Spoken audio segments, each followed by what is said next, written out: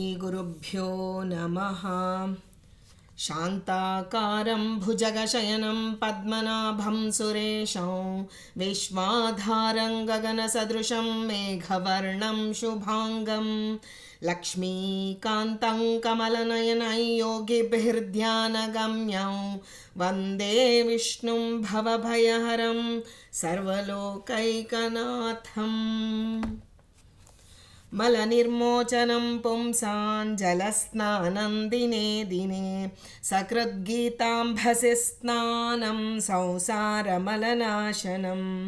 ಭಾರತಾಮೃತ ಸರ್ವಸ್ವಂ ವಿಷ್ಣೋರ್ವಕ್ತಾದ್ವಿನಿಸೃತಂ ಗೀತಾಗಂಗೋದಕಂ ಪೀತ್ವಾ ಪುನರ್ಜನ್ಮ ನ ವಿದ್ಯತೆ. ನಿಮ್ಮೆಲ್ಲರ ಹೃದಯದಲ್ಲಿ ಅನುಗ್ರಹಪೂರ್ವಕವಾಗಿ ಕುಳಿತಿರ್ತಕ್ಕಂಥ ಸಮಸ್ತ ಗುರು ಪರಂಪರೆಗೆ, ಸಮಸ್ತ ಋಷಿ ಪರಂಪರೆಗೆ ಪ್ರತ್ಯೇಕವಾಗಿ ವಂದನೆಯನ್ನು ಸಲ್ಲಿಸ್ತಾ, ನಾವು ಇವತ್ತಿನ ಚಿಂತನೆಯಲ್ಲಿ ಕೇಶವಾದಿ ನಾಮಗಳು, ಕನಕದಾಸರು ಮಾಡಿದಂತಹ ಕೇಶವಾದಿ ನಾಮಗಳಲ್ಲಿ ಭಗವಂತನ ಚಿಂತನ, ಭಗವದ್ಗೀತೆಯ ಚಿಂತನೆ ಮಾಡ್ತಾ ಬರ್ತಿದ್ದೀವಿ. ನಿನ್ನೆ ನಾವು ಅವ್ಯಕ್ತ ತತ್ವಕ್ಕೆ ನಿಯಾಮಕನಾದಂತಹ ಕೇಶವನಲ್ಲಿ ಪ್ರಕೃತಿ ಬಂಧವನ್ನು ಬಿಡಿಸು ಸ್ವಾಮಿ ಅಂತ ಕೇಶವದಾಸರು ಈಶ ನಿನ್ನ ಚರಣ ಭಜನೆ ಆಶೆಯಿಂದ ಮಾಡುವೇನು ದೋಷ ರಾಶಿ ನಾಶ ಮಾಡೋ ಶ್ರೀಶ ಕೇಶವ ಅಂತ ಪ್ರಾರ್ಥನೆ ಮಾಡಿದರು. ಇವತ್ತಿನ ದಿನ ಮಹತ್ತತ್ವಕ್ಕೆ ನಿಯಾಮಕವಾದಂತಹ ನಾರಾಯಣನನ್ನು ನನ್ನ ಚಿತ್ತಶುದ್ಧಿ ಮಾಡು ಅನ್ನುವುದಕ್ಕೆ ಪ್ರಾರ್ಥನೆ ಮಾಡೋದಕ್ಕೆ ಪ್ರಾರಂಭ ಮಾಡಿದ್ದಾರೆ. ಹಿಂದಿನ ಒಂದು ಕೇಶವನಲ್ಲಿ ಅವನು ಹೇಳ್ತಾನೆ, ಕೇಶವ ಮಾಮೇಕಂ ಶರಣೌ ವ್ರಜ, ನಾನು ಅಹಂ ತ್ವಾ ಸರ್ವ ಪಾಪೇಭ್ಯೋ ಮೋಕ್ಷಯಿಷ್ಯಾಮಿ ಮಾ ಶುಚಃ, ಏನೂ ದುಃಖಿಸಬೇಡ, ನೀನು ನನಗೆ ಶರಣು ಬಾ, ನಾನು ನಿನಗೆ ಅನುಗ್ರಹ ಮಾಡ್ತೇನೆ ಅಂತ ಹೇಳಿದ್ದನ್ನೇ ಮನಸ್ಸಿನಲ್ಲಿ ಇಟ್ಟುಕೊಂಡು ಈಗ ಅದರಿಂದಲೇ ಪ್ರಾರಂಭ ಮಾಡ್ತಾರೆ. ಶರಣು ಹೊಕ್ಕೆನಯ್ಯ ಎನ್ನ ಮರಣ ಸಮಯದಲ್ಲಿ ನಿನ್ನ ಚರಣ ಸ್ಮರಣೆ ಕರುಣಿಸಯ್ಯ ನಾರಾಯಣ. ಈಗ ಮೊದಲಿಗೆ ಶರಣು ಹೊಕ್ಕೆನಯ್ಯ ಸ್ವಾಮಿ, ನಾನು ನಿನಗೆ ಶರಣು ಬಂದಿದ್ದೇನೆ.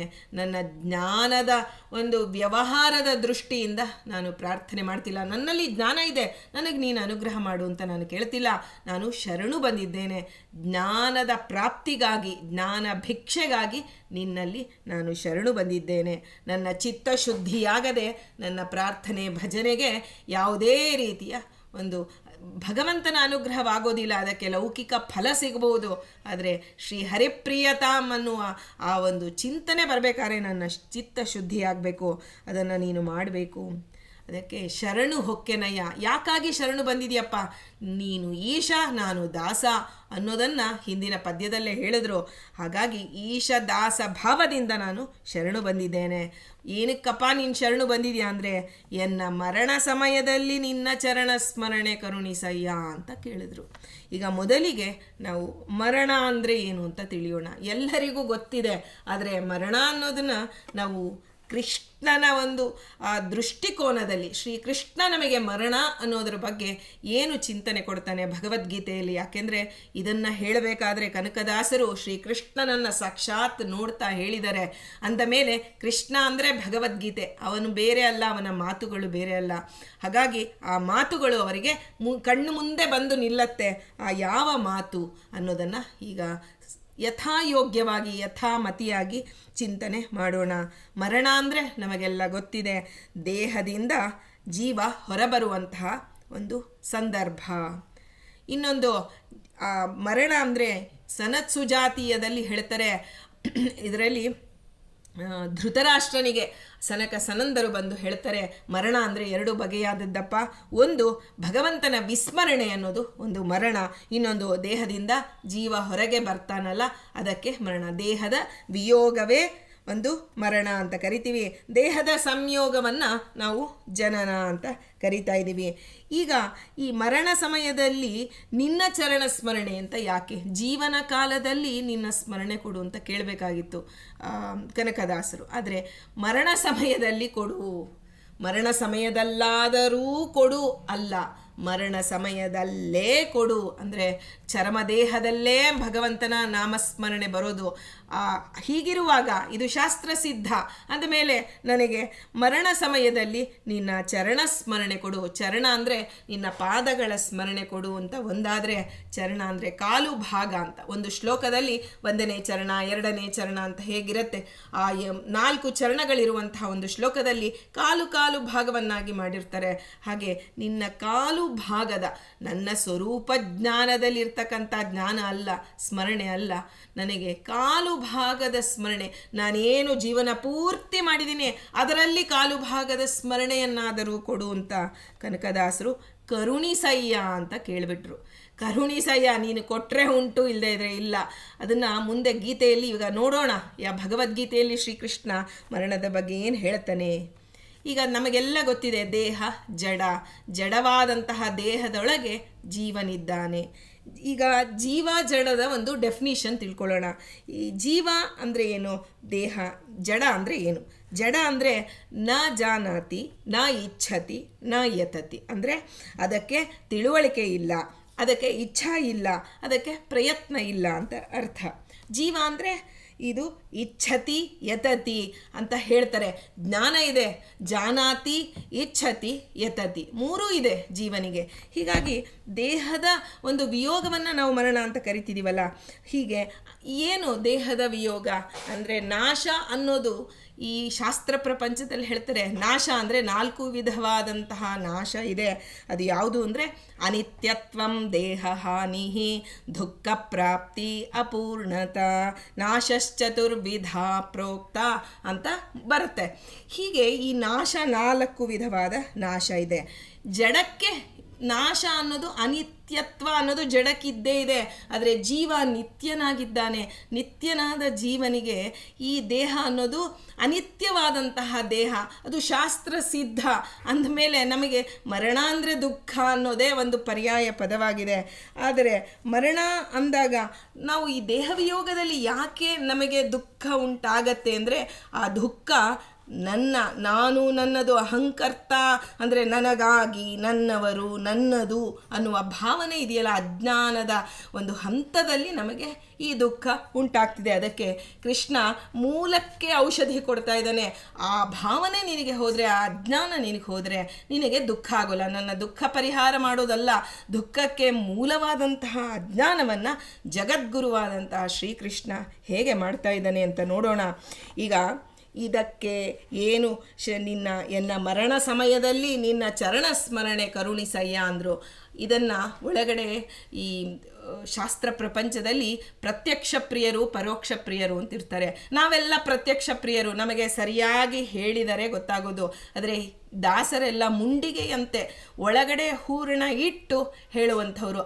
ಪ್ರತ್ಯಕ್ಷ ಪ್ರಿಯರಲ್ಲ ಅವರು, ಪರೋಕ್ಷ ಪ್ರಿಯರು. ಪರೋಕ್ಷವಾಗಿ ನಮಗೆ ಜ್ಞಾನವನ್ನು ಕೊಡುವಂಥ ದೇವರಲ್ಲಿ ಪ್ರಾರ್ಥನೆ ಮಾಡಿದರೆ. ಈ ಜ್ಞಾನ ಏನು ಪರೋಕ್ಷ ಜ್ಞಾನ? ಕೃಷ್ಣ ಏನು ಹೇಳಿದ್ದಾನೆ? ಈ ಸ್ಥೂಲ, ನಮಗೆ ನೋಡಿ 4 ದೇಹ ಇದೆ ಅಲ್ವಾ? ಸ್ಥೂಲ ದೇಹ, ಅನಿರುದ್ಧ ದೇಹ, ಲಿಂಗ ದೇಹ, ಸ್ವರೂಪ ದೇಹ. ಈಗ ನಮಗೆ ನಾಶ ಆಗ್ತಿರೋದು ಯಾವುದು? ಕೇವಲ ಸ್ಥೂಲ ದೇಹ.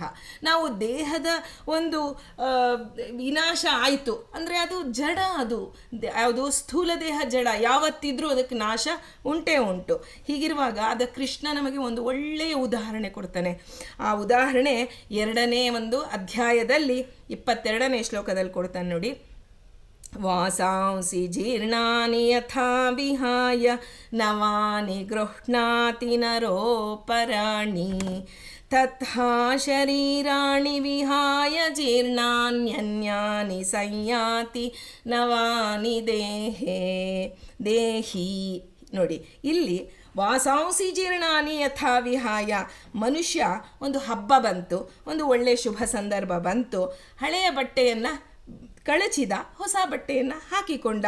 ಆಗ ಅವನಿಗೆ ದುಃಖವಾಗುತ್ತಾ ಅಂತ ಪ್ರಶ್ನೆ ಕೇಳ್ತಾನೆ. ಮೊದಲಿಗೆ ನಾವು ಹೇಳ್ತೀವಿ, ಇಲ್ಲ, ನಮಗೆ ಹೊಸ ಬಟ್ಟೆಯನ್ನು ಹಾಕಿಕೊಂಡರೆ ಬಹಳ ಸಂತೋಷವಾಗುತ್ತೆ, ಖಂಡಿತವಾಗಿ ದುಃಖ ಆಗೋದಿಲ್ಲ. ಹಾಗೆ ಜಡವಾದಂತಹ ಈ ಜೀರ್ಣವಾದಂತಹ ರೋಗಗಳಿಂದ, ಕಾಲದಿಂದ ಈ ಜೀರ್ಣವಾದ ದೇಹವನ್ನು ನಿಮಗೆ ಬಿಟ್ಟು ಹೊಸ ಶರೀರವನ್ನು ಹೊಂದಿಸಿಕೊಡ್ತಾನಲ್ಲ ದೇವ. ಹೀಗಿರುವಾಗ ಆ ಸಾಧನೆಯ ಪ್ರಯಾಣಕ್ಕೆ ಈ ಜೀರ್ಣವಾದ ದೇಹವನ್ನು ಬಿಡು ಅಂದಾಗ ನಿನಗೆ ಯಾಕೆ ದುಃಖ? ದೇಹ ಬಿಡುವ ಜೀವನಿಗೂ ದುಃಖ, ಅವನ ಜೊತೆಯಲ್ಲಿರುವವರಿಗೂ ದುಃಖ. ಇದು ಯಾವ ರೀತಿಯ ದುಃಖ ಯೋಚನೆ ಮಾಡೋಣ. ದೇಹ ಬಿಡುವ ಜೀವನಿಗೆ ಯಾಕೆ ದುಃಖ ಅಂದರೆ ಅವನಿಗೆ ಅಜ್ಞಾನ ಇದೆ.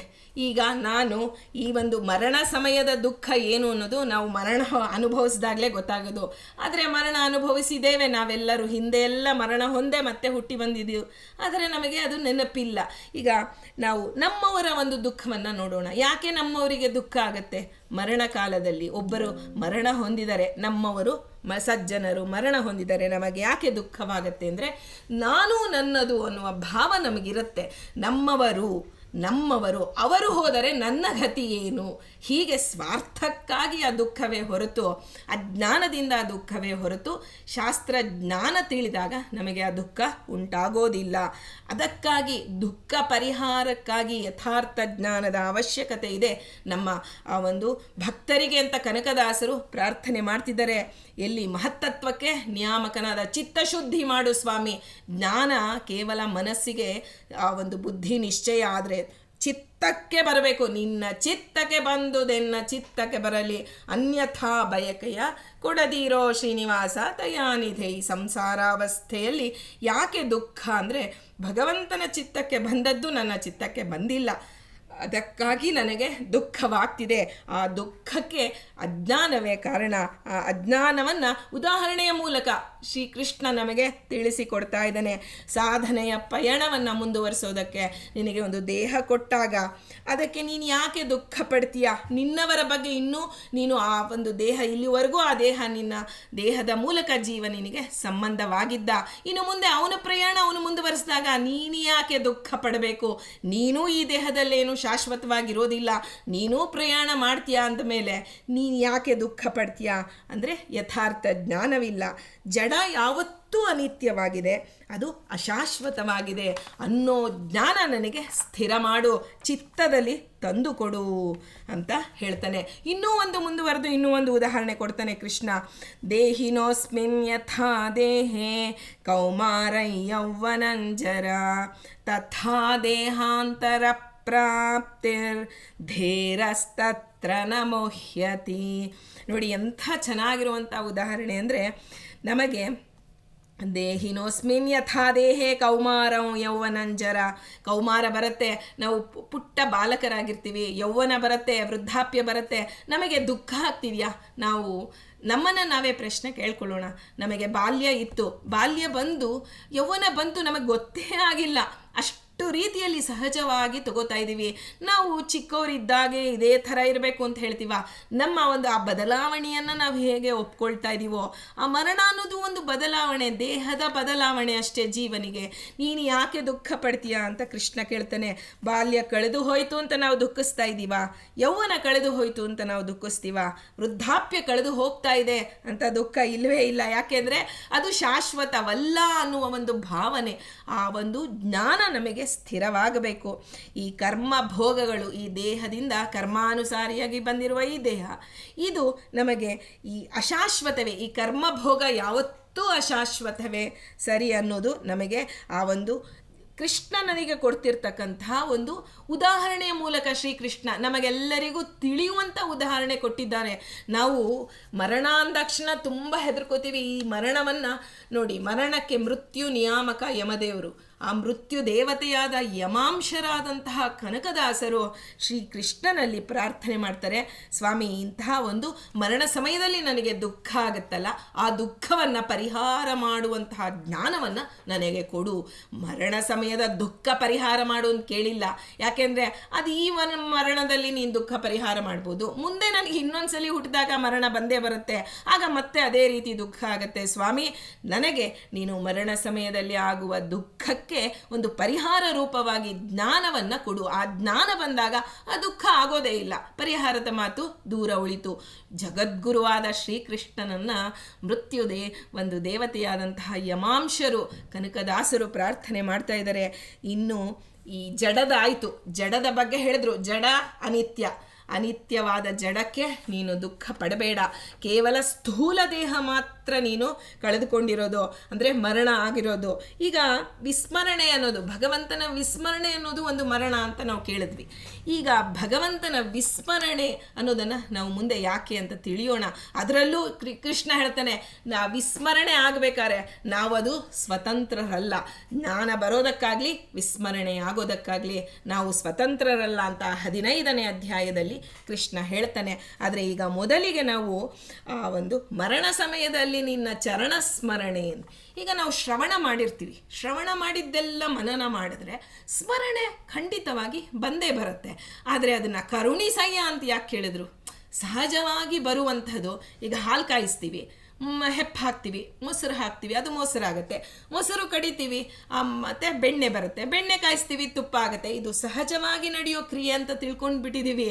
ಆದರೆ ಎಷ್ಟೋ ಬಾರಿ ಚಳಿಗಾಲದಲ್ಲಿ ನೋಡಿ ಹೆಪ್ಪು ಹಾಕಿರ್ತೀವಿ, ಆದರೆ ಹೆತ್ಕೊಂಡೇ ಇರೋದಿಲ್ಲ. ಅಂದರೆ ಅದರಲ್ಲೂ ನಮ್ಮ ಸ್ವಾತಂತ್ರ್ಯ ಗೊತ್ತಾಗ್ತಿದೆ. ಅಲ್ಲಿ ಭಗವಂತ ಇದ್ದು ಕೆಲಸ ಮಾಡಿದರೆ ಮಾತ್ರ ಹಾಲು ಹೆಪ್ಪಾಗಿ ಮೊಸರಾಗುತ್ತೆ. ಇದು ನಮಗೆ ಪ್ರತಿನಿತ್ಯದ ಬದುಕಿನಲ್ಲಿ ಕ್ಷಣ ಕ್ಷಣಕ್ಕೂ ತೋರಿಸಿಕೊಡ್ತಿದ್ದಾನೆ. ನಮಗೆ ಅದರಿಂದ ಪಾಠ ಕಲಿಯುವಂತಹ ಮನಸ್ಸು ಇಲ್ಲ. ನಮಗೇನು ಅಜ್ಞಾನಾವಸ್ಥೆಯಲ್ಲೇ ದುಃಖ. ಹೇಗೆ ಹಂದಿಯ ಜನ್ಮ ಬಂದಾಗ ಒಂದು ಜೀವನಿಗೆ ಅವನು ಆ ಕೊಳಕ, ನಾವು ಹೇಳ್ತೀವಿ ಇವತ್ತು ಏನು ಕೊಚ್ಚೆಯಲ್ಲಿ ಬಿದ್ದು ಒದ್ದಾಡ್ತಿದ್ಯಪ್ಪ ಹಂದಿ ಅಂತೀವಿ. ಅದೇ ಆ ಹಂದಿಯ ಜನ್ಮ ಬಂದಾಗ ಆ ಕೊಳಚೆಯೇ ಪ್ರಿಯವಾಗಿರುತ್ತೆ ಹಂದಿಗೆ. ಇದನ್ನು ನಾವು ಮಹಾಭಾರತದ ಒಂದು ಉಪಕಥೆಯಲ್ಲೂ ಕೇಳ್ತೀವಿ. ಹೀಗೆ ಆಯಾ ದೇಹ ಬಂದಾಗ ಅದಕ್ಕೆ ಬೇಕಾಗತ್ತೆ. ಅಜ್ಞಾನಾವಸ್ಥೆಯೇ ನನಗೆ ಹಿತ ಅನ್ನೋ ರೀತಿಯಲ್ಲಿ ನಮ್ಮ ಜೀವನ ಆಗಿದೆ.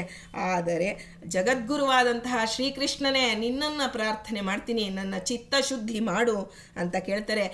ಈಗ ದೇಹದ ಬಗ್ಗೆ ಕೊಟ್ಟ, ಜೀವನ ಬಗ್ಗೆ ವಿವರಣೆ ಕೊಡಬೇಕಲ್ಲ. ಯಾಕೆಂದರೆ ಮರಣ ಅಂದರೆ ದೇಹ ಮತ್ತು ಜೀವ ಎರಡೂ ಇನ್ವಾಲ್ವ್ ಆಗಿರ್ತಾರೆ ನೋಡಿ. ದೇಹದ ವಿಯೋಗ ಜೀವನಿಗಾಗತ್ತೆ ಅಲ್ವಾ? ದೇಹದ ಬಗ್ಗೆ ಅನಿತ್ಯತೆಯ ಬಗ್ಗೆ ತಿಳಿಸ್ಕೊಟ್ಟ. ಈಗ ಜೀವ ಯಾರು, ಜೀವನ ಬಗ್ಗೆ ಯಥಾರ್ಥ ಜ್ಞಾನ ಜಗದ್ಗುರು ಶ್ರೀಕೃಷ್ಣ ತಿಳಿಸ್ಕೊಡ್ತಾನೆ. ಇದು ಬೇಕಾದಷ್ಟು ಶ್ಲೋಕಗಳಲ್ಲಿ ತಿಳಿಸಿಕೊಟ್ಟಿದ್ದಾನೆ. ನಮಗೆ ಆ ಒಂದು ಯಥಾಮತಿಯಾಗಿ ತಿಳಿಯೋದಕ್ಕಾಗಿ ಈ ಶ್ಲೋಕಗಳ ಆಯ್ಕೆ ಅಷ್ಟೇ ಹೊರತು ನಾವು ಇಷ್ಟೇ ಅಂತ ತಿಳಿಬಾರ್ದು.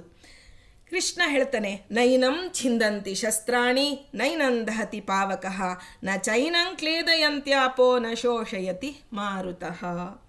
ಜೀವ ಅನ್ನೋರು ಯಾರಪ್ಪ? ಜೀವ ಏನು ಅಂದರೆ, ನಾನು ಆಗಲೇ ಹೇಳಿದೆ, ಜಾನಾತಿ ಇಚ್ಛತಿ ಯತತಿ, ಇರುವವನೇ ಜೀವ ಅಂತ ಶಾಸ್ತ್ರ ಹೇಳುತ್ತೆ. ಈಗ ಜೀವನೊಳಗೆ ಭಗವಂತ ಹೇಗಿದ್ದಾನೆ? ಜೀವ ನಿತ್ಯ ಅಂತ ನಾವು ಹೇಳ್ತೀವಿ. ಜೀವ ನಿತ್ಯ ಯಾಕೆ? ನಿತ್ಯನಾದ ಅನಾದಿನಿತ್ಯನಾದ ಭಗವಂತ ಬಿಂಬನಾಗಿ ಯಾವುದೇ ರೀತಿಯಲ್ಲಿ ಎಲ್ಲ ರೂಪಕ್ಕೂ ಮೂಲ ರೂಪದಲ್ಲಿ ಐಕ್ಯ ಇದೆ. ಆದರೆ ಬಿಂಬರೂಪ ಮಾತ್ರ ಯಾವತ್ತೂ ಐಕ್ಯ ಇಲ್ಲ. ಮೂಲ ರೂಪದಲ್ಲಿ ಜೀವನೊಂದಿಗೇ ಇರುತ್ತೆ. ಯಾಕೆಂದರೆ ಜೀವ ಅವನಿಗೆ ಅಸ್ತಿತ್ವವೇ ಇಲ್ಲ. ದೇವ ಇಲ್ಲದೆ ಅಸ್ತಿತ್ವ ಇಲ್ಲ. ಯಾಕೆಂದರೆ ಅವನಿಗೆ ಇದೆ, ಅವನ ಒಳಗೆ ಇದೆ. ಜಾನಾತಿ ಇಚ್ಛತಿ ಯತತಿ, ಅದರ ತಿಳುವಳಿಕೆ ಒಂದು ಗುಣ ಇದೆ, ಇಚ್ಛಾ ಮಾಡುವ ಗುಣ ಇದೆ, ಯತತಿ ಪ್ರಯತ್ನ ಮಾಡುವಂತಹ ಗುಣ ಇದೆ. ಆದರೆ ಒಳಗೆ ನಿಂತು ಭಗವಂತ ಅದನ್ನು ಪ್ರೇರಣೆ ಮಾಡಿದರೆ ಅದು ವ್ಯಕ್ತವಾಗತ್ತೆ. ಹಾಗಾಗಿ ಜೀವನನ್ನು ಬಿಟ್ಟು ಎಂದಿಗೂ ಇಲ್ಲ ಭಗವಂತ. ಆ ಜೀವನೊಳಗೆ ಇದ್ದೇ ಇದ್ದಾನೆ ಅನ್ನುವ ಜ್ಞಾನ ಮೊದಲು ನಾವು ಸ್ಥಿರ ಮಾಡಿಕೊಳ್ಳಬೇಕು. ಬಿಂಬರೂಪಿಯಾಗಿ ಇದ್ದಾನೆ, ಅಂತರ್ಯಾಮಿಯಾಗಿ ಇದ್ದಾನೆ.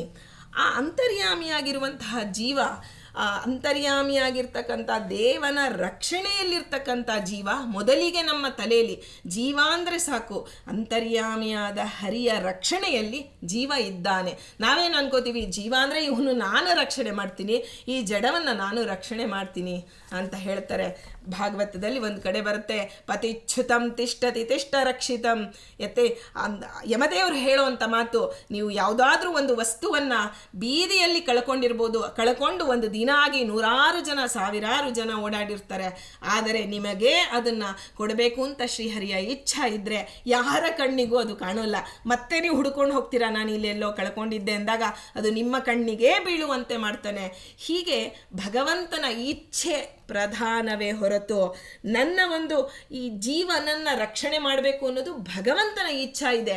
ಹಾಗಾಗಿ ಅವನಿಗೆ ಏನೂ ಆಗೋಲ್ಲ. ಜೀವನ ಬಗ್ಗೆ ಇನ್ನೂ ಸರಿಯಾದ ಮಾಹಿತಿ ಕೊಡ್ತಾನೆ. ಹೇಗೆ ಜಡದ ಬಗ್ಗೆ ಕೊಟ್ಟನೋ ಜೀವನ ಬಗ್ಗೆಯೂ ದೇವ ಕೊಡ್ತಾನೆ. ನೈನಂಚಿಂದಂತಿ ಶಸ್ತ್ರಾಣಿ ನೈನಂದಹತಿ ಪಾವಕಃ. ಅಂದರೆ ಜೀವನನ್ನ ಶಸ್ತ್ರಗಳು ಕತ್ತರಿಸಲಾರವು. ಯಾವುದೇ ಶಸ್ತ್ರ ಇರಲಿ ಅದು ಜೀವನನ್ನ ಕತ್ತರಿ. ಈಗ ನಾವೇನು ಜಡವನ್ನು ಒಂದು ತರಕಾರಿ ಇರ್ಬೋದು, ಏನೋ ಒಂದು ಆಹಾರ ಪದಾರ್ಥ ಇರ್ಬೋದು, ಕತ್ತರಿಸಿ ತುಂಡು ತುಂಡು ತುಂಡು ಮಾಡ್ತಾ ಇರ್ತೀವಿ. ಆಗ ಈ ಶ್ಲೋಕ ಬರಬೇಕು ನಮಗೆ, ಇದು ಜಡ, ಇದನ್ನು ಕತ್ತರಿಸಬಹುದು ನಾನು, ಆದರೆ ಜೀವನನ್ನ ಯಾರೂ ಈ ರೀತಿ ಕತ್ತರಿಸೋಕ್ಕಾಗಲ್ಲ. ಮರಣ ಅಂದ್ರೇನು? ಏನೋ ಒಂದು ಸತ್ತು ಹೋದ್ರು ಅಂತ ನಾವು ಹೇಳ್ತೀವಿ ನಮ್ಮ ಒಂದು ಗ್ರಾಮ್ಯ ಭಾಷೆಯಲ್ಲಿ. ಆದರೆ ನಿಜವಾಗಿ ಹೋದರು ಅಂದರೆ ಸತ್ವನಾದಂತಹ ಜೀವ, ಚೇತನನಾದ ಜೀವ ಈ ದೇಹನ ಬಿಟ್ಟು ಹೋದ ಅಂತಲೇ ತಿಳಿಬೇಕೇ ಹೊರತು ಈ ಶಸ್ತ್ರಗಳು ಯಾವುದೋ ಒಂದು ಅರ್ಜುನನಿಗೆ ಹೇಳೋ ಮಾತಿದು, ಯಾವ ಶಸ್ತ್ರವು ಜೀವನನ್ನು ಕೊಲ್ಲೋಕ್ಕಾಗೋದಿಲ್ಲ. ದೇಹಕ್ಕೆ ಹಾನಿ ಮಾಡ್ಬೋದೇ ಹೊರತು ಜೀವನನ್ನು ಹಾನಿ ಮಾಡೋದಕ್ಕಾಗಲ್ಲ. ಮೊದಲು ಜೀವನ ಬಗ್ಗೆ ಸರಿಯಾದ ತಿಳುವಳಿಕೆ ಹೊಂದು. ಆ ಶಸ್ತ್ರಗಳು ಜೀವನನ್ನು ಕತ್ತರಿಸೋದಕ್ಕಾಗೋದಿಲ್ಲ. ಬೆಂಕಿ ಜೀವನನ್ನು ಸುಡೋದಕ್ಕಾಗಲ್ಲ. ನೈನನ್ ದಹತಿ ಪಾವಕಃ. ಬೆಂಕಿ ಏನು ಬೇಕಾದ್ರೂ ಸುಟ್ಟು ಹಾಕ್ಬೋದು. ಒಂದು ಜಡ ಯಾವುದೋ ಒಂದು ವಸ್ತ್ರನೋ ಇನ್ನೊಂದು ಪದಾರ್ಥನೋ ಹಾಕಿದ್ರೆ ಬೆಂಕಿ ಸುಟ್ಟು ಹಾಕೋದನ್ನು ನಾವು ನೋಡಿದ್ದೀವಿ. ಆದರೆ ಜೀವನನ್ನು ಆ ರೀತಿ ಬೆಂಕಿ ಏನು ಮಾಡೋದಕ್ಕಾಗಲ್ಲ. ಜೀವ ಆ ಒಂದು ಯಾಕೆ ಅಂತರ್ಯಾಮಿಯಾಗಿ ಭಗವಂತ ರಕ್ಷಣೆ ಮಾಡ್ತಾ ಇದ್ದಾನೆ. ಅದರಿಂದ ಜೀವನನ್ನು ಏನು ಮಾಡೋದಕ್ಕಾಗೋದಿಲ್ಲ. ನೀರು ತೋಯಿಸಲಾಗದು. ನ ಚೈನಂ ಕ್ಲೇದಯಂತ್ಯಾಪೋ ನ ಶೋಷಯತಿ ಮಾರುತಃ. ಗಾಳಿ ಸಹಿತ ಜೀವನನ್ನ ಮುಣುಗಿಸೋದಕ್ಕೆ ಆಗೋದಿಲ್ಲ. ಇದು ನಮಗೆ ಕೇಳೋದಕ್ಕೆ ಸುಲಭ ಅನಿಸುತ್ತೆ, ಆದರೆ ಅದು ನಮಗೆ ಪ್ರಾಯೋಗಿಕವಾಗಿ ನಮ್ಮ ಮನಸ್ಸಿಗೆ ಬರಬೇಕು. ನಿತ್ಯದ ಬದುಕಿನಲ್ಲಿ ನಾವು ಆ ಒಂದು ಶಸ್ತ್ರವನ್ನು ನೋಡಿದಾಗ, ಬೆಂಕಿಯನ್ನು ನೋಡಿದಾಗ, ನೀರನ್ನು ನೋಡಿದಾಗ, ಗಾಳಿಯನ್ನು ನೋಡಿದಾಗ, ಅದರ ಒಂದು ವಿಕಾರತೆಗಳು, ಅದರ ಒಂದು ಶಕ್ತಿಯನ್ನು ನಾವು ನೋಡಿದಾಗ, ನೀರಿನ ಶಕ್ತಿ ಸುನಾಮಿ ಬಂದಾಗ ನಮಗೆ ತಿಳಿತು. ಎಂತೆಂತಹ ಒಂದು ಬೆಟ್ಟ ಗುಡ್ಡ ಆ ಒಂದು ಬಂಡೆಗಳನ್ನು ಉರುಳಿಸಿ ಬಿಡುತ್ತೆ. ನೀರಿಗಂಥ ಒಂದು ಫೋರ್ಸ್ ಇರುತ್ತೆ. ಇಷ್ಟೆಲ್ಲ ಇರೋ ನೀರು ಸಹಿತ ಜೀವನ ಏನು ಮಾಡೋದಕ್ಕೆ ಆಗೋದಿಲ್ಲ ಅಂತ ಕೃಷ್ಣ ನಮಗೆ ತಿಳುವಳಿಕೆ ಕೊಡ್ತಾ ಇದ್ದಾನೆ. ಜೀವನನ್ನು ನೋಡಿದಾಗ, ಅಂದರೆ ದೇಹ ಸಹಿತನಾದ ಜೀವನನ್ನು ನೋಡಿದಾಗ, ದೇಹ ಬಿಟ್ಟ ಆ ಜೀವ ಬಿಟ್ಟು ಹೊರಟೋದ್ನಲ್ಲ, ಆ ಜೀವನನ್ನು ನಮಗೆ ನೆನಪು ಮಾಡಿಕೊಳ್ಳುವಾಗ ಈ ರೀತಿ ನಮಗೆ ಜ್ಞಾನ ಕೊಡು. ಇದು ಯಥಾರ್ಥವಾಗಿ ತಿಳುವಳಿಕೆ. ನಮಗೆ ತಪ್ಪು ತಿಳುವಳಿಕೆಯಿಂದ ನಮಗೆ ದುಃಖವೇ ಹೊರತು ಇನ್ನೇನು ಸಂಶಯ, ದುಃಖ ಎಲ್ಲವೂ ಅಜ್ಞಾನದಿಂದಲೇ ಬರೋದು. ಯಥಾರ್ಥ ಜ್ಞಾನದಿಂದ ನಮ್ಮ ಮನಸ್ಸಿಗೆ ನೆಮ್ಮದಿ, ಸಮಾಧಾನ, ಒಂದು ಎಂಥ ಹಂತ ಬರುತ್ತೆ ಅಂದರೆ ಅದನ್ನು ಅನುಭವಿಸಿ ನಾವು ತಿಳಿಬೇಕು. ಹೀಗೆ ಜೀವನನ್ನು ನೋಡಿದಾಗ ಅದು ನಮಗೆ ಎರಡು ಸಂದರ್ಭದಲ್ಲೂ ನಮಗೆ ಬರಬೇಕು. ಪದೇ ಪದೇ ನಮಗೆ ಚಿಂತನೆ ಬಂದು ಅಭ್ಯಾಸವಾದಾಗಲೇ ನಮಗೆ ಬರುತ್ತೆ. ಕೃಷ್ಣ ಮತ್ತೊಂದು ಆ ಒಂದು ಶ್ಲೋಕದಲ್ಲಿ ಹೇಳ್ತಾನೆ, ಅವ್ಯಕ್ತೋ ಯಮಚಿಂತ್ಯೋ ಯಮವಿಕಾರ್ಯೋ ಯಮುಚ್ಯತೆ ತಸ್ಮಾದೇವಾಂ ವಿದಿತ್ವೈನನ್ನಾನು ಶೋಚಿತುಮರ್ಹಸಿ. ಈ ಮರಣಕ್ಕೆ ನೀನು ಶೋಚ ಅಂದರೆ ನೀನು ಯಾಕೆ ದುಃಖ ಪಡ್ತಿದೀಯಾ ಅರ್ಜುನ? ಮರಣ ಅನ್ನೋದಕ್ಕೆ ಜಡಕ್ಕಾಗಿ ದುಃಖ ಪಡ್ತೀಯಾ, ಜೀವನಿಗಾಗಿ ಪಡ್ತೀಯಾ ಅಂತ ಕೇಳ್ದ. ಜಡಕ್ಕಾಗಿ ಪಡ್ತೀಯಾ ಅಂದರೆ ದೇಹ ಜಡ, ಹೀಗೆಲ್ಲ ಜಡದ ಬಗ್ಗೆ ಹೇಳ್ದ. ಈಗ ಜೀವನಿಗಾಗಿ ದುಃಖ ಪಡ್ತೀಯಾ ಅಂದರೆ ಜೀವನ ಬಗ್ಗೆ ಯಥಾರ್ಥವಾಗಿ ಹೇಳ್ತಾ ಇದ್ದಾನೆ. ಅಂತರ್ಯಾಮಿಯಾಗಿರ್ತಕ್ಕಂಥ ಜೀವನನ ರಕ್ಷಣೆ ಮಾಡುವ ದೇವ ಹೇಗಿದ್ದಾನೆ ಗೊತ್ತಾ ಅಂತ ದೇವನ ಬಗ್ಗೆ ಹೇಳ್ತಾ ಇದ್ದಾನೆ. ಅವನು ಅವ್ಯಕ್ತನಾಗಿದ್ದಾನೆ, ಅಚಿಂತ್ಯನಾಗಿದ್ದಾನೆ, ವಿಕಾರರಹಿತನು, ಸ್ವತಂತ್ರನಾಗಿದ್ದಾನೆ. ಎಲ್ಲದಕ್ಕಿಂತ ಇಂಪಾರ್ಟೆಂಟು ಸ್ವತಂತ್ರನಾಗಿದ್ದಾನೆ. ಇಂಥವನು ಆ ಜೀವನನ ರಕ್ಷಣೆ ಮಾಡ್ತಿರುವಾಗ ನಾನು ಯಾಕೆ ಆ ರೀತಿಯ ದುಃಖ ಮಾಡಬೇಕು? ನಾನು ಶೋಕ ಪಡೋದು ಉಚಿತವೇ ಅಲ್ಲ ಅಂತ ಹೇಳಿಬಿಡ್ತಾನೆ. ಶೋಕವನ್ನು ನಿವಾರಣೆ ಮಾಡು ಅಂದರೆ ನೀನು ಶೋಕ ಪಡುವುದೇ ಉಚಿತವಲ್ಲ ಅಂತ ಶ್ರೀಕೃಷ್ಣ ಹೇಳ್ತಾನೆ. ಇದನ್ನು ಪದೇ ಪದೇ ನಮ್ಮ ಮನಸ್ಸಿಗೆ ತಂದುಕೊಳ್ಬೇಕು. ಒಮ್ಮೆ ಕೇಳಿದರೆ ಒಮ್ಮೆ ಹೇಳಿದರೆ ಅರ್ಥವಾದೀತು ಅಂತ ತಿಳಿಯಬಾರದು. ಹೀಗೆ ನೀನು ಶೋಕ ಮಾಡೋದು ರಕ್ಷಣೆ, ದೇವ ರಕ್ಷಣೆ ಮಾಡ್ತಿದ್ದಾನೆ, ಅದರಿಂದ ನೀನು ಉಚಿತ ಅಲ್ಲ ನೀನು ಶೋಕ ಪಡೋದು. ಇಷ್ಟಾದ ಮೇಲೂ, ಇಷ್ಟೆಲ್ಲ ಹೇಳಿದ ಮೇಲೂ ನಾನು ದೇಹದ ವಿಯೋಗಕ್ಕಾಗಿ ನನಗೆ ದುಃಖ ಆಗ್ತಾ ಇದೆ ಸ್ವಾಮಿ. ದೇಹದ ವಿಯೋಗ ಆದರೆ ವಿಯೋಗ ಆದ ನನಗೂ ದುಃಖ ಆಗತ್ತೆ, ನನಗೆ ಸಂಬಂಧಪಟ್ಟವರಿಗೆ ದೇಹದ ವಿಯೋಗ ಆದರೂ ನನಗೆ ದುಃಖವಾಗತ್ತೆ ಅಂದರೆ ಕೃಷ್ಣ ಒಂದು ನಿರ್ಣಯದ ಮಾತು ಹೇಳಿಬಿಡ್ತಾನೆ. ಯಾಕೆಂದರೆ ಮೊದಲು ಅನುನಯ ಮಾಡ್ತಾರೆ, ಇದೆಲ್ಲ ತಿಳುವಳಿಕೆ ಕೊಡ್ತಾರೆ. ಆಮೇಲೆ ಆಜ್ಞೆ ಮಾಡ್ತಾರೆ, ಹೇಯ್ ನಾ ಹೇಳಿದಂತೆ ಕೇಳು. ಆ ಥರ ನಿರ್ಣಯ ವಾಕ್ಯ ಒಂದು ಹೇಳ್ತಾನೆ, ಜಾತಸ್ಯ ಹೆ ಧ್ರುವೋರ್ ಮೃತ್ಯೋರ್ ಧ್ರುವಂಜನ್ಮ ಮೃತಸ್ಯ ಚ ತಸ್ಮಾದ ಪರಿಹಾರ್ಯಾರ್ಥೆ ನತ್ವಂ ಶೋಚಿತು ಮರ್ಹಸಿ. ಅರ್ಜುನ ಅಂತ ಕೃಷ್ಣ ನೀನು ಹೇಳಿದ್ದನ್ನು ಕನಕದಾಸರು ನೆನೆಸ್ತಾ ಇದ್ದಾರೆ. ಸ್ವಾಮಿ ಇಷ್ಟೆಲ್ಲ ತಿಳುವಳಿಕೆ ನೀನು ಕೊಟ್ಟಿದೆ. ಅದೇ ಅರ್ಜುನನೇ ಆ ಇಂದ್ರದೇವರೇ ಮನಸ್ತತ್ವಕ್ಕೆ ಅಲ್ಲಿ ಕೂತು ಆ ಕನಕದಾಸರಲ್ಲಿ ನಿಂತು ಆ ಕೃಷ್ಣನನ್ನು ಪ್ರಶ್ನೆ ಮಾಡ್ತಿರೋದು. ಭಗವಂತ ನಮಗೆ ಮಾಡಿದಂಥ ಅನುಗ್ರಹ ಕನಕದಾಸರಿಗೂ ಮಾಡು, ಕನಕದಾಸರಿಗೆ ಮಾಡಿದ ಅನುಗ್ರಹ ನಮ್ಮೆಲ್ಲರಿಗೂ ಮಾಡು, ಜ್ಞಾನ ಪ್ರಸಾದ ಕೊಡು ಅಂತ ಕನಕದಾಸರ ಮೂಲಕ ಭಗವಂತನನ್ನು ಪ್ರಾರ್ಥನೆ ಮಾಡ್ತಾ ಇದ್ದಾರೆ ಇಂದ್ರದೇವರು ಅಂತ ತಿಳಿಬೇಕು ನಾವು. ಹೀಗೆ ಪ್ರತಿಯೊಂದು ನಾನು ದುಃಖಿಸ್ತೀನಿ ಅಂತ ನೀ ಹೇಳೋದಾದರೆ ನೋಡಪ್ಪ, ಇದು ಅಪರಿಹಾರ್ಯವಾದಂತಹ ಸಮಸ್ಯೆ, ಇದಕ್ಕೆ ಪರಿಹಾರವೇ ಇಲ್ಲ. ಪರಿಹಾರ ಇಲ್ಲದ ಸಮಸ್ಯೆಗೆ ನಾನು ಶೋಕಿಸ್ತೀನಿ ದುಃಖಿಸ್ತೀನಿ ಅಂತಂದರೆ ಅದಕ್ಕೆ ಅರ್ಥವೇ ಇರೋದಿಲ್ಲ. ಇದು ನನ್ನ ನಿಯಮನ. ಈ ಒಂದು ಸಂಸಾರಾವಸ್ಥೆಯಲ್ಲಿ ಬ್ರಹ್ಮದೇವರಿಗೆ 32 ಸಲ್ಲಕ್ಷಣೋಪೇತವಾದ ಶರೀರ ಇದೆ, ಆದರೂ ಅವರು ದೇಹವನ್ನು ಬಿಡಲೇಬೇಕು. ಯಾವ ನಮಗೆ ಪದೇ ಪದೇ ಬಂದು ಹೋಗುವಂತಹ ದೇಹ ಆದರೆ ಅವರಿಗೆ ಒಮ್ಮೆ ಬಂದ ದೇಹ ಒಂದೇ ಬಾರಿ ನಿವಾರಣೆ, ಆ ಒಂದು ದೇಹದ ವಿಯೋಗ ಆಗತ್ತೆ. ಆದರೂ ಅವರು ಸಹಿತ ಇಷ್ಟೆಲ್ಲ ಒಳ್ಳೆ ದೇಹ ಇದೆ, ನಾನು ಇದರಲ್ಲೇ ಇರ್ತೀನಿ ಅಂದರೆ ದೇವರು ಒಪ್ಪೋದಿಲ್ಲ. ಅದು ಭಗವಂತ ಸಂಸಾರಾವಸ್ಥೆಯಲ್ಲಿ ಮಾಡಿದ ನಿಯಮ. ಇದು ಅಪರಿಹಾರ್ಯವಾದ ಸಮಸ್ಯೆ. ಹಾಗಾಗಿ ನೀನು ಯಾಕೆ ಇದಕ್ಕೆ ನೀನು ಶೋಷಣೆ ಮಾಡ್ತೀಯಾ, ಒಂದು ಯಾಕೆ ಶೋಕ ವ್ಯಕ್ತಪಡಿಸ್ತಿದ್ಯಾ, ಅದು ಯೋಗ್ಯವೇ ಅಲ್ಲ ನಿನಗೆ. ಹೀಗೆ ಕೃಷ್ಣನ ನಿರ್ಣಯ ವಾಕ್ಯ ಜಡ ಮತ್ತು ಜೀವರ ಬಗ್ಗೆ ಸರಿಯಾದ ತಿಳುವಳಿಕೆ ನಾವು ತೆಗೆದುಕೊಂಡಾಗ ಕನಕದಾಸರು ಹೇಳ್ತಾರೆ, ನಾನು ಅದಕ್ಕಾಗಿ ನಿನ್ನಲ್ಲಿ ನಾನು ಶರಣು ಹೊಕ್ಕಿದ್ದೇನೆ ಸ್ವಾಮಿ. ನೀನು ನನಗೆ ಮರಣ ಸಮಯದಲ್ಲಿ ನಿನ್ನ ಚರಣ ಸ್ಮರಣೆ, ನೀನೇನು ನನಗೆ ಕೃಷ್ಣನಾಗಿ ಭಗವದ್ಗೀತೆಯಲ್ಲಿ ಉಪದೇಶ ಮಾಡಿದೆಯಲ್ಲ ಅದರ ಸ್ಮರಣೆ ಕರುಣಿಸಯ್ಯ ಅಂದರು. ನಾರಾಯಣನನ್ನು ಕೇಳ್ತಾರೆ, ಕರುಣಿಸಯ್ಯ ಅಂತ ಯಾಕೆ ಕೇಳಿದ್ರು ಅಂದರೆ, ಕರುಣಿಸು ಅಂತಂದರೆ ಮುಂದೆ ನಾವು ಹಿಂದೆ ಒಂದು ಕೇಳಿದ್ವಿ, ಎಲ್ಲಿ ಚರಣ ಸ್ಮರಣೆ ಕರುಣಿಸಯ್ಯ ನಾರಾಯಣ ಅಂದರೆ ಈ ಸ್ಮರಣೆ ಅನ್ನೋದ್ರ ಬಗ್ಗೆ ನಾವು 15ನೇ ಅಧ್ಯಾಯದಲ್ಲಿ ನಮಗೆ ಇದರ ಒಂದು ಸರಿಯಾದಂತಹ ಒಂದು ಮಾಹಿತಿ ಕೊಡ್ತಾನೆ. ಶ್ರೀಕೃಷ್ಣ ಹೇಳಿದಾನೆ, ಅದು ಎಲ್ಲೆಲ್ಲಿ ಹೇಳಿದಾನೆ ಅನ್ನೋದನ್ನು ನಾವು ಜೋಡಿಸಿಕೊಂಡ್ರೆ ಸಾಕಾಗಿದೆ. ಹೊಂದಿಸಿ ಬರೆಯಿರಿ ಅನ್ನೋದು ಏನು ನಾವು ನಮಗೆ ಪರೀಕ್ಷಾ ಸಮಯದಲ್ಲಿ ಕೊಡ್ತಾರಲ್ಲ ಅಷ್ಟೇ. ಎಲ್ಲವೂ ಇದೆ, ಉತ್ತರ ಇದೆ, ಪ್ರಶ್ನೆನೂ ಇದೆ, ಉತ್ತರನೂ ಇದೆ. ಆದರೆ ಅದು ಎಲ್ಲಿಂದ ಯಾವ ಪ್ರಶ್ನೆಗೆ ಯಾವ ಉತ್ತರ ಅನ್ನೋದನ್ನು ನಾವು ಹೊಂದಿಸ್ಕೊಳ್ಬೇಕಾಗಿದೆ ಅಷ್ಟೇ. ಇಲ್ಲಿ ಆ ಒಂದು ನನಗೆ ಸ್ಮರಣೆ ಕರುಣಿಸೆಯ, ನಾನು ಆವಾಗಲೇ ಹೇಳಿದೆ, ಶ್ರವಣ ಬಂದ ಮೇಲೆ ಮನನ ಆದಮೇಲೆ ಸ್ಮರಣೆ ಬಂದೇ ಬರಬೇಕಲ್ವಾ. ಯಾಕೆ ಅಂತಂದರೆ ಆಗ ಕೃಷ್ಣ ಹೇಳ್ತಾನೆ 15ನೇ ಅಧ್ಯಾಯದಲ್ಲಿ, ಸರ್ವಸ್ಯ ಚಾಹಂ ಹೃದಯ ಸನ್ನಿವಿಷ್ಟೋ ಮತ್ತ ಸ್ಮೃತಿರ್ಜ್ಞಾನಮಪೋಹನಂಚ. 15ನೇ ಅಧ್ಯಾಯ 15ನೆಯ ಶ್ಲೋಕದಲ್ಲಿ ಹೇಳ್ತಾನೆ, ಮತ್ತ ಸ್ಮೃತಿರ್ಜ್ಞಾನಮಪೋಹನಂಚ.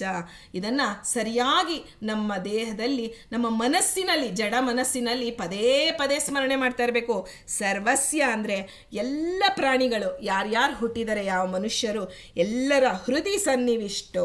ಹೃದಯ ಅಂದರೆ ಹೃದಯದಲ್ಲಿ, ಅಹಂ ಅಂದರೆ ಅಹೇಯತ್ವಾತ್ ಅಹಂ ನಾಮ ಅಂತ ನೆನ್ನೆ ಹೇಳಿದ್ದೀನಿ.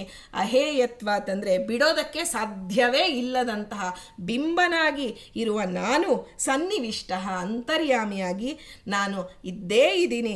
ಹಾಗಾಗಿ ಆ ಒಂದು ಮತ್ತಃ ನನ್ನಿಂದಲೇ ಅಂತ ಎದೆ ತಟ್ಟಿ ಹೇಳ್ತಾನೆ ಕೃಷ್ಣ, ನನ್ನಿಂದಲೇ. ಸ್ಮೃತಿ ಸ್ಮರಣೆ, ಜ್ಞಾನದ ಉದ್ಬೋಧನೆ, ಅಪೋಹನಂ ಅಂದರೆ ಇದಕ್ಕೆ ವಿರುದ್ಧವಾದದ್ದು ಯಾವುದು, ಜ್ಞಾನ ಮತ್ತು ಸ್ಮರಣೆಗೆ ವಿರುದ್ಧವಾದದ್ದು ಯಾವುದು, ಸಂಶಯ ವಿಪರ್ಯಾಸ ಮೊದಲಾದ ದೋಷಗಳೆಲ್ಲ ಇದೆಯಲ್ಲ, ಆ ಅಪೋಹನಂ ಅದೆಲ್ಲವನ್ನು ನಾನು ನಿವಾರಣೆ ಮಾಡ್ತೇನೆ. ಭವತಿ ಅಂದರೆ ಆಗುತ್ತದೆ, ನಿವಾರಣೆ ಮಾಡ್ತೇನೆ. ಇದೆಲ್ಲವನ್ನು ನಿನಗೆ ಜ್ಞಾನ ಆಗಲಿ ಸ್ಮರಣೆ ಆಗಲಿ ಬರಬೇಕಾದ್ರೆ ಈ ಸಂಶಯ ವಿಪರ್ಯಾಸಗಳಿದ್ದರೆ ಜ್ಞಾನ ಬರೋದಿಲ್ಲ. ಆದರೆ ಸಂಶಯವನ್ನು ನಿವಾರಣೆ ಮಾಡಿ ಆ ವಿಪರ್ಯಾಸವನ್ನು, ಅದು ಏನು ಎಂಥ ವಿಪರ್ಯಾಸ ಆಯಿತು ನೋಡಿ, ನನಗೆಲ್ಲ ತಿಳಿದಿದೆ ಆದರೆ ಕೇಳಿದಾಗ ಹೇಳೋಕ್ಕೆ ಬರಲಿಲ್ಲ ಅಂತ ಹೇಳ್ತಾ ಇರ್ತೀವಿ. ಅದು ನನಗೆ ನೆನಪು ಬಂದಿಲ್ಲ, ನನಗೆ ನೆನಪು ಬರೋದಕ್ಕಾಗಲಿ ಅಥವಾ ನನಗೆ ಮರೆವು ಬರೋದಕ್ಕಾಗಲಿ ಶ್ರೀಕೃಷ್ಣ ಹೇಳ್ತಾನೆ, ಇದಕ್ಕೆ ನಾನು ಕಾರಣ.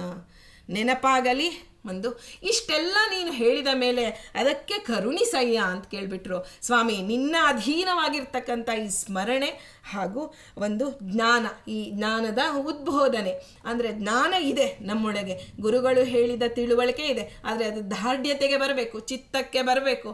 ಆ ಚಿತ್ತಕ್ಕೆ ಬಂದಂತಹ ಜ್ಞಾನಪೂರ್ವಕವಾಗಿ ನಾನು ನಿನ್ನ ಸ್ಮರಣೆ ಮಾಡಬೇಕು. ಅಂತಹ ಒಂದು ಸ್ಥಿತಿಯನ್ನು ನೀನು ಕರುಣಿಸಯ್ಯ ನಾರಾಯಣ.